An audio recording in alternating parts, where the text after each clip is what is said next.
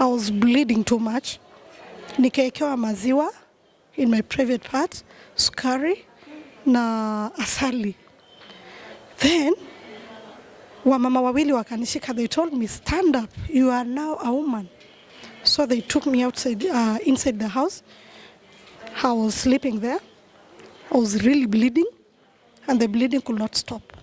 So wakalete ng'ombe, wakatoa damu.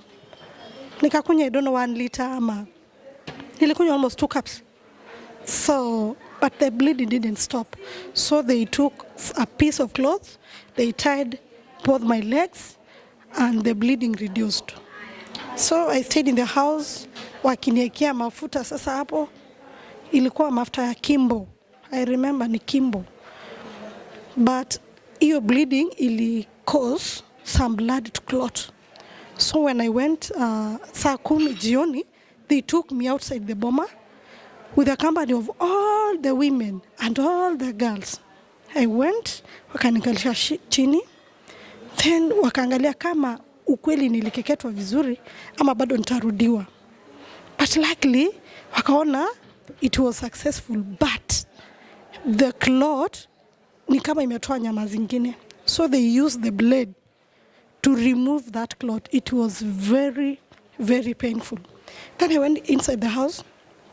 The healing process was not that easy. It took a lot of time. Na sikuwa napeleka hospitali. So every morning and every evening, my mom and the stepmothers walikuwa naenda wanachota mkojo ya ng'ombe. Now they will use it to clean my private part. It was the painful thing I've ever experienced. It's just like you have a cut and somebody is pouring surgical spirit on you. So I was feeling.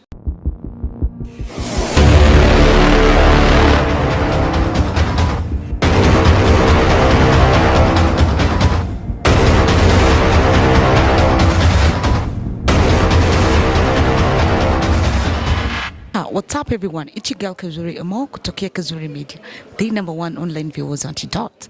And it's an amazing day today, and we're here to talk about a very, very big topic that's affecting our women all over, right? I have a survivor here who is going to tell us much about FGM, right? Yeah, so I'm going to give this microphone and you can just let the world know about FGM. You know, today it's been our day here, right? We're with the Nguvu Collective. Right? Okay. Okay, my name is Naomi Kulia. Okay.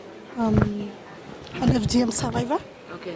From Narok County, born in Kajiado County. And how I found myself in FGM, I was not told that I was to undergo the cut because I was a child who went to school through Compassion International. And Compassion International is an organization that doesn't support FGM up to now. So they hid from me. So immediately after KCP in the year 2000, that is when I was told we have a prayer at home. And there were so many people in our homestead, only at 5 p.m. that I was told to sit down on a cow's skin to shave my head. Reason being, tomorrow you'll be a woman that is facing the cut. So that day was a very bad day to me because I could not run anywhere to anybody because even the chiefs of that time, they feared curses. And also they were practicing with their daughters, so I could not run anywhere. There were no phones, so I could not rescue myself. So my head was shaved at around 5 p.m. and I went inside the house with a tight security of very many women at the cutter. There were girls all over the homestead who came to see me the next morning undergoing the cut. So I stayed in the house from 6 p.m. to 4 a.m. in the morning when I was told to go outside with the other girls to cool my body. So there was water on top of the roof with the metal inside, so the water was very cold. So around 7 I was told to go inside the house, and I went. I was forced to undress. I was undressed, I was naked fully, Then I stood on a skin of a cow. Then one of the girls poured the water to me. I think I fainted for some minutes. But I recovered, and that is when the mama was cutting me. So when she was cutting me, nikaruka juu. So I got a lot of injuries kwa miguu in my private part. So I overpowered them. But the women went, they brought 2 ropes. One tied this leg, and the men walishikilia kutoka nje. This leg was also tied, wamama wakashikilia huko ndani. So nguvu ilinishia. Nikaanza kukatwa. The cut was very dangerous, knowing that it has no formula. It depends on the number of women who are seated, who are around at that moment. So nilikatwa, and every woman alikuwa analeta kidole. Anaguza my private part, anasema remove this part. The other one, remove this part. The other one, remove this part. I underwent that pain, and to the end, I realized, nikasikia kama kuna kitu imeanguka. Kumbe huu mguu wangu umeanguka. Nikasikia mguu ni kama imeanguka, nguvu imeisha. But I thought it was normal. So I was bleeding too much. Nikaekewa maziwa in my private part, sukari na asali. Then wamama wawili wakanishika, they told me, stand up, you are now a woman. So they took me outside, inside the house. I was sleeping there. I was really bleeding, and the bleeding could not stop. So wakalete ng'ombe, wakatoa damu. Nikakunywa, I don't know, 1 liter ama. Nilikunywa almost 2 cups. So, but the bleeding didn't stop. So they took a piece of cloth, they tied both my legs, and the bleeding reduced. So I stayed in the house, wakiniekea mafuta. Sasa hapo ilikuwa mafuta ya Kimbo. I remember ni Kimbo. But hiyo bleeding ili cause some blood to clot. So when I went saa 10 jioni, they took me outside the boma with a company of all the women and all the girls. I went, wakanikalisha chini, then wakaangalia kama ukweli nilikeketwa vizuri ama bado nitarudiwa. But luckily, wakaona it was successful, but the clot ni kama imetoa nyama zingine. So they used the blade to remove that clot. It was very, very painful. Then I went inside the house. The healing process was not that easy. It took a lot of time.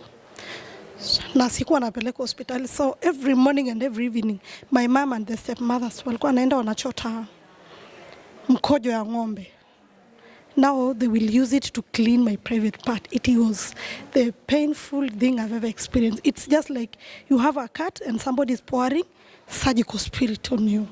So I was feeling pain. Like for a whole month, it was just being used, the urine being used. So after kuheal, I remember I went to Form 1 February, and it was a school near Desta University in North River.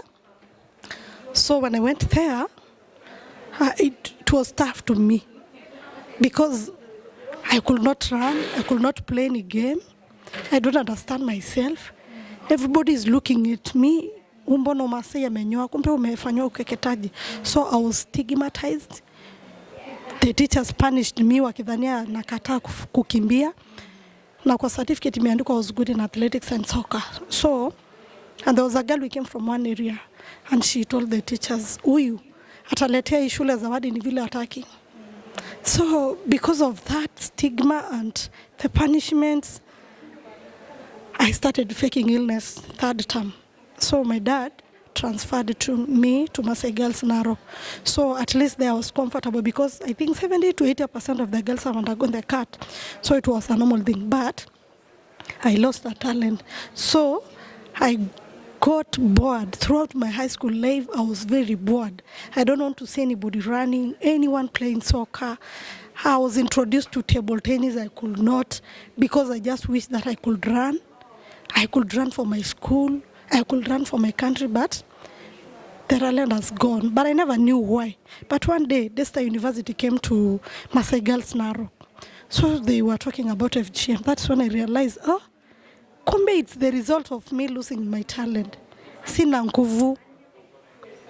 So I dropped academically. Nikabweka sana. Kumaliza 2004. Everybody was like, msichana ako tayari kuoleka. I was forced to early marriage. I've suffered a lot. Early marriage, surviving FGM, issues na familia. But I came out boldly.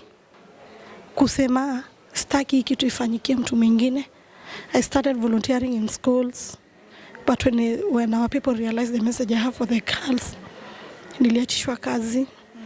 But I didn't give up. I went to the churches. Nikisikia ceremony iko naenda naomba nafasi. But I thank God because I'm still doing it with a lot of challenges. Finances is the biggest problem. So sometimes I cannot even rescue a girl because I might need funds, I might need transport, kwenda kumtorokesha, nitampeleka wapi? And there are so many grants all over. There are so many organizations fighting this thing. But people there outside know it's a source of money. So everybody is having an organization, everybody is having a CBO. But because me, I'm real. I just apply for the funds and I live for the panelist. But someone there is a panelist, he's also applying for the funds. So sisi atupati, so we still face a lot of hardships, but we are really trying, and I thank God today because we have broken the blade, and I thank God to be here today. At least I'm strong. Yeah. I thank God because of Nguvu Collective. It was Ajra Mohammed who got me at Nala Femme Summit at Safari Park Hotel, I think in the year 2021, if I'm not wrong, or 2022. But she got me, she had my story, and she brought me to Nguvu. I'm a change leader now. I've started my campaigns. I've got a lot of strategies. I've gone to the media, and I'm doing good. I've started already a petition. It's on the process. I'm getting signatures, and I thank God because of Nguvu. Yeah. Okay, what can you tell us about medical FGM? Medical FGM, so many people are saying it's not there. I'm talking because I know someone very close to me. It might be my sister. It might be someone from my family who has undergone FGM in a private clinic. Or a pharmacy. Yeah. And people are saying it's safe. But it is not safe. Once that place is cut, that is the end of it. So I would like to urge the government of Kenya to come out to arrest the perpetrators and to shut down those clinics. So far we've not had even a case from a public hospital, but so many cases in private hospital, in clinics, and even they are taking the TBS to go and perform that act at the clinic. It is very dangerous, and that part should not be interfered with. Let it remain the way God has created it. Yeah. Yeah. So Naomi is a survivor, and she's also advocating for this anti-FGM rights.